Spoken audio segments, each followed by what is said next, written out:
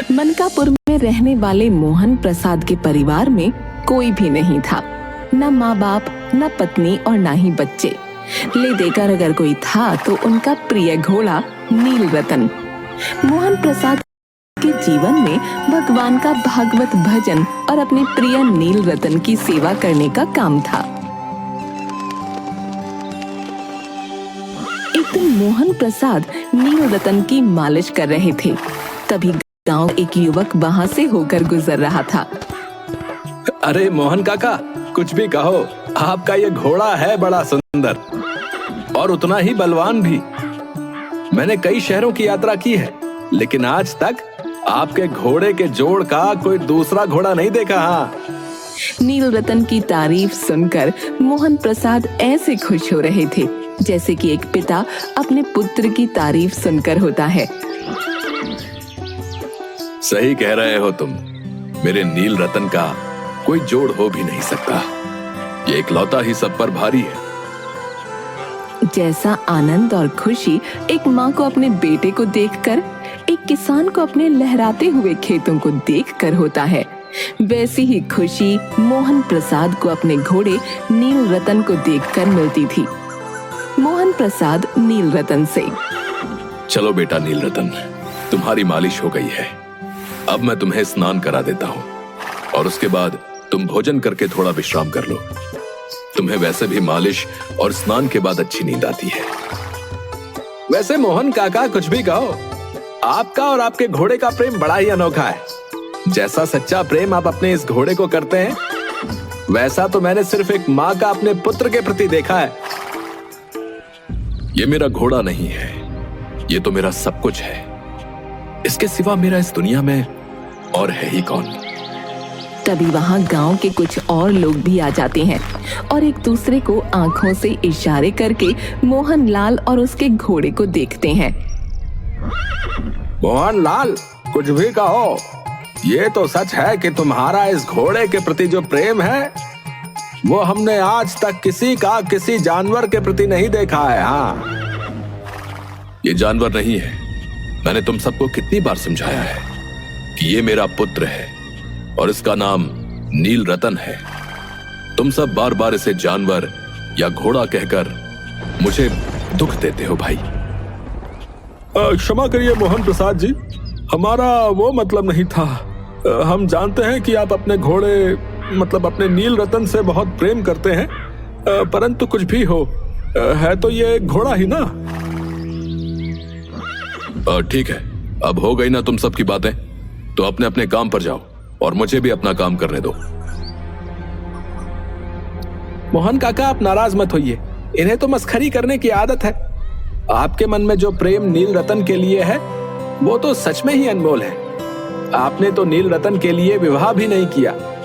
कौन भला इतनी बड़ी कुर्बानी देता है? मोहन प्रसाद पहले व्यक्ति की बात सुनकर मन ही मन प्रफुल्लित होता हुआ कहता है, ठीक है, अब मुझे नील रतन को स्नान करा के भोजन करना है। गांव के लोगों की बात से परेशान होकर एक दिन मोहन प्रसाद, बस बहुत हो गया, रोज रोज इन गांव वालों की बातें अब नहीं सुन सकता मैं।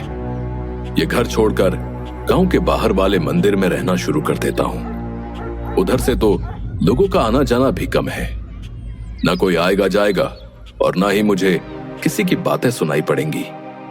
आराम से भगवान का भजन कीर्तन करूंगा और अपने नील रतन की देखभाल करूंगा। उसे किसी चीज का मोह नहीं था सिवाय नील रतन के, पर नील रतन से बिछुड़ने की वेदना उनके लिए असह्य थी। जब कभी कोई नील रतन से बिछड़ने की बात कह देता तो मोहन प्रसाद बोलते, अब मैं इसके बिना नहीं रह सकूंगा। वो उसकी चाल पर लट्टू थे, कहते, ऐसे चलता है जैसे मोर घनघटा को देखकर नाच रहा हो। आहा। गांव के लोग इस प्रेम को देखकर चकित थे। कभी कभी कनखियों से इशारे भी करते थे, परंतु मोहन प्रसाद को इसकी परवाह न थी। जब तक संध्या समय नील रतन पर चढ़कर 8-10 मील का चक्कर नहीं लगा लेते, उन्हें नींद नहीं आती। दूसरी तरफ उस इलाके में प्रसिद्ध डाकू खड़ग सिंह के ठिकाने पर खड़ग सिंह के कानों तक भी नील रतन की कीर्ति पहुंची। नील रतन की तारीफ सुनकर मेरा हृदय उसे देखने के लिए व्याकुल हो रहा है। अब मुझसे और बर्दाश्त नहीं होता। मैंने सोच लिया है कि मैं उस अद्भुत घोड़े को देखने अवश्य जाऊंगा। वो एक दिन दोपहर के समय मोहन प्रसाद के पास पहुंचा। नमस्कार मोहन प्रसाद। खड़ग सिंह नमस्कार करके बैठ गया। खड़ग सिंह, क्या हाल है? आपकी दया है। कहो, इधर कैसे आ गए? नील रतन की चाह खींच लाई। विचित्र जानवर है, देखोगे तो प्रसन्न हो जाओगे। मैंने भी बड़ी प्रशंसा सुनी है। उसकी चाल तुम्हारा मन मोह लेगी। कहते हैं देखने में भी बहुत सुंदर है। क्या कहना, जो उसे एक बार देख लेता है उसके हृदय पर उसकी छवि अंकित हो जाती है।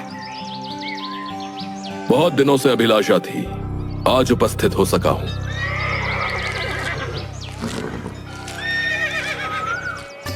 मोहन प्रसाद और खड़ग सिंह दोनों अस्तबल में पहुंचे।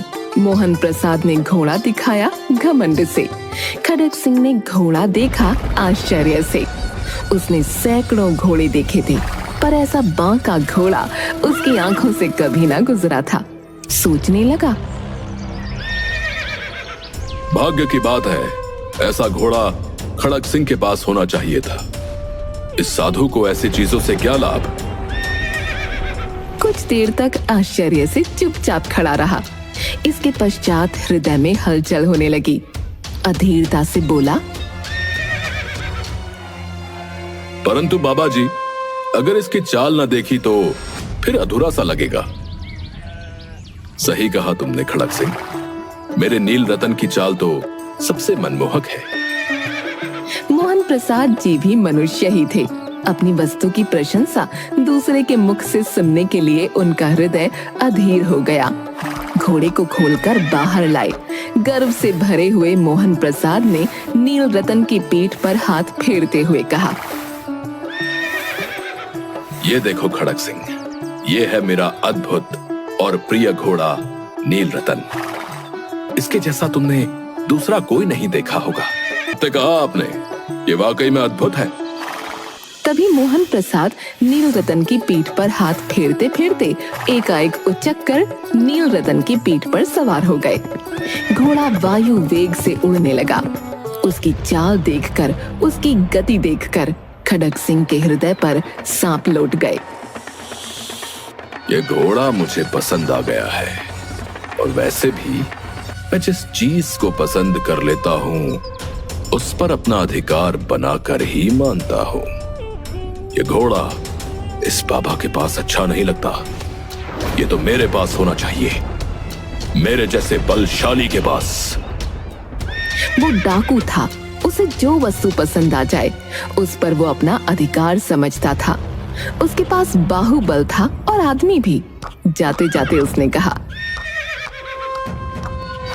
बाबा जी, मैं ये घोड़ा आपके पास न रहने दूंगा। मोहन प्रसाद डर गया। अब उसे रात को नींद न आती थी। सारी रात अस्तबल की रखवाली में काटने लगा। उसे हर समय खड़ग सिंह का भय लगा रहता।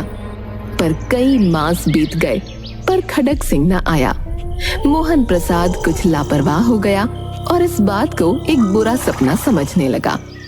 एक दिन संध्या के समय हमेशा की तरह मोहन प्रसाद नील रतन की सवारी कर रहा था और प्रसन्न भाव से खुद से बातें किए जा रहा था।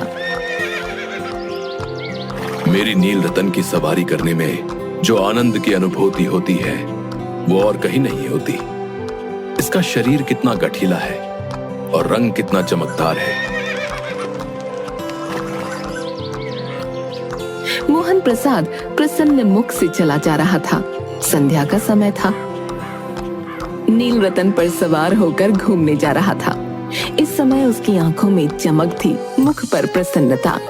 कभी घोड़े के शरीर को देखता, कभी उसके रंग को, और मन में फूला न समाता। तभी उसे एक आवाज आई। ओ बाबा, इस कंगले की सुनते जाना। आवाज में करुणा थी। मोहन प्रसाद ने घोड़े को रोक लिया। देखा, एक अपाहिज वृक्ष की छाया में पड़ा कराह रहा था। बोलो, तुम्हें क्या कष्ट है? बाबा, मैं दुखियारा हूं, मुझ पर दया करो। रामा वाला यहाँ से 3 मील दूर है, मुझे वहां जाना है। घोड़े पर चढ़ा लो, परमात्मा भला करेगा। वहां तुम्हारा कौन है? दुर्गा दत्त वैद्य का नाम आपने सुना होगा, मैं उनका सौतेला भाई हूं। अवश्य, मैं अभी तुम्हारी सहायता करता हूं। मोहन प्रसाद ने अपाहिज को घोड़े पर सवार किया और स्वयं उसकी लगाम पकड़कर धीरे धीरे चलने लगा। तभी उसे एक झटका सा लगा और लगाम हाथ से छूट गई। उसके आश्चर्य का ठिकाना न रहा जब उसने देखा कि अपाहिज घोड़े की पीठ पर तन कर बैठ गया है और घोड़े को दौड़ाए लिए जा रहा है। मोहन प्रसाद के मुख से भय की चीख निकल गई। वो अपाहिज डाकू खड़क सिंह था। जरा ठहर जाओ बाबा जी, ये घोड़ा अब न दूंगा, परंतु एक बात सुनते जाओ। खड़क सिंह ठहर गया। मोहन प्रसाद ने निकट जाकर उसकी ओर ऐसी आंखों से देखा जैसे बकरा कसाई की ओर देखता है और कहा, ये घोड़ा तुम्हारा हो चुका है। मैं तुमसे इसे वापस करने के लिए ना कहूंगा, परंतु खड़क सिंह, केवल एक प्रार्थना करता हूं, इसे अस्वीकार न करना, नहीं तो मेरा दिल टूट जाएगा। बाबा जी आज्ञा कीजिए, मैं आपका दास हूं, केवल ये घोड़ा ना दूंगा। अब घोड़े का नाम न लो, मैं तुमसे इस विषय में कुछ ना कहूंगा। मेरी प्रार्थना केवल ये है कि इस घटना को किसी के सामने प्रकट ना करना। खड़क सिंह का मुंह आश्चर्य से खुला रह गया। मुझे तो लगा था कि मुझे इस घोड़े को लेकर भागना होगा, परंतु आप तो स्वयं कह रहे हैं कि मैं इस घटना को किसी के सामने प्रकट ना करूं। मुझे एक बात समझ नहीं आ रही, इससे क्या प्रयोजन सिद्ध हो सकता है? खड़क सिंह कुछ समझ न सका। हार कर उसने अपनी आंखें मोहन प्रसाद के मुख पर गड़ा दी और पूछा, बाबा जी, इसमें आपको क्या डर है, बताइए। लोगों को यदि इस घटना का पता लग गया तो वो किसी गरीब पर विश्वास न करेंगे। और ये कहते कहते उसने नील रतन की ओर से ऐसे मुंह मोड़ लिया जैसे उसका उससे कोई संबंध न रहा हो। मोहन प्रसाद चला गया, पर उसके शब्द खड़क सिंह के कानों में उसी प्रकार गूंजते रहे। तो वो किसी गरीब पर विश्वास न करेंगे। कैसे ऊंचे विचार हैं, कैसा पवित्र भाव है। उन्हें इस घोड़े से प्रेम था। इसे देखकर उनका मुख फूल की तरह खिल जाता था।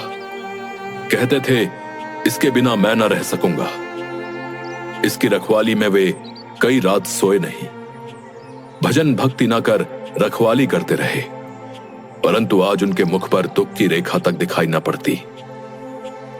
उन्हें केवल यह ख्याल था कि कहीं लोग गरीबों पर विश्वास करना न छोड़ दें। उन्होंने अपने निज की हानि को मनुष्यत्व की हानि पर न्यौछावर कर दिया।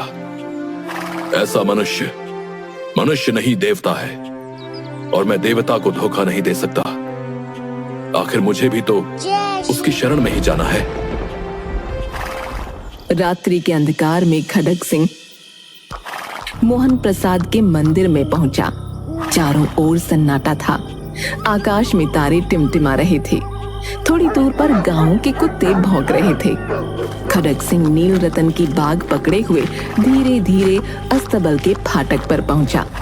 किसी समय वहां मोहन प्रसाद स्वयं लाठी लेकर पहरा देता था, पर आज उसे न किसी चोरी की न किसी डाके का भय था। खड़क सिंह ने आगे बढ़कर नील रतन को उसके स्थान पर बांध दिया और बाहर निकलकर सावधानी से फाटक बंद कर दिया। इस समय उसकी आंखों में नेकी के आंसू थे। दूसरे दिन मोहन प्रसाद उठकर स्नान करके अस्तबल की ओर बढ़ता हुआ खुद से बोला,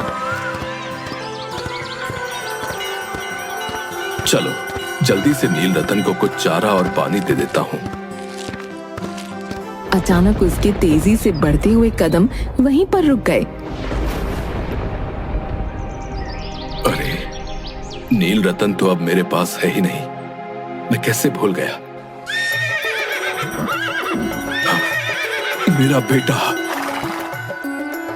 मोहन प्रसाद दौड़ता हुआ नील रतन के पास पहुंचा और उसके गले से लिपटकर इस तरह रोने लगा जैसे बिछड़ा हुआ पिता बहुत समय के पश्चात अपने पुत्र से मिलकर रोता है।